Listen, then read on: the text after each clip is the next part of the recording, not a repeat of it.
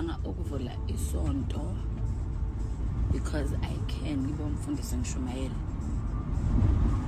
So okwamanje ngisahlanganisa ama-usher ne-worshiping team, ne-keyboard, nama-drums, nama-mic, and then nomuntu ozongibambela iBhayibheli. Then ngizonsindela location mase kuhlangene zilungiseleleni manje. Hello Mzansi, welcome to Mkosazam Mzansi. If today is your first time visiting this channel, please do the right thing and click the subscribe button, and also don't forget to smash the like button. Former Sangoma Ugogos Khotseni is announcing ukuthi she'll soon be opening her new church Kasana, and people are just dragging ugele sengokuthi ayibogele uyayithanda imali wena, ayibogele wena nje wekele abungoma because you wanted to open your own church when imali because wena bosoqole bantu abaningi ngale ebungomeni. So people are just dragging ugele ukuthi gele you know thina sikubonile lokho ukuthi kudoenda kasibonile nje uthona ngalenyela ngodovuka.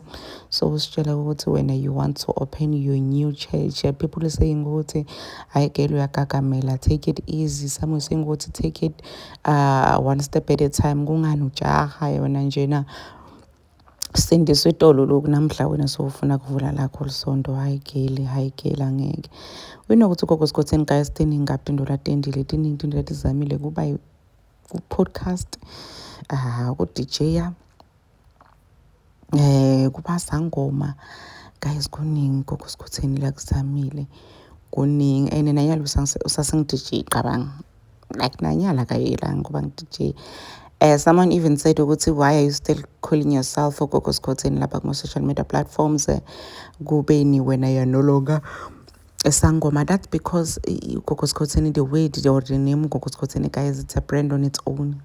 So she knows if I'm going aligama lokuthi adibide ngadumi because igama lakhe ngidumi. If angadibida ngadumi then uwisi brand okufanele vele adibide ngaGogos Khotseni ngisho noma ngabe utshela thina ukuthi yena she's no longer isangoma, she doesn't practice ubungoma anymore, but lo girl nje gave her red flag like she's just giving red flag lebuvu. Yasemjudge ngokuthi ugele udecide ukwekela bungoma, but gele ayi ngathi sowugijima nga-180 manje uyagagamela, uyabo, so uyagagamela. No, please do comment what you think below down in the comment section. Don't forget to hit the notification bell. I will see you on the next one. I am signing out. So goodbye.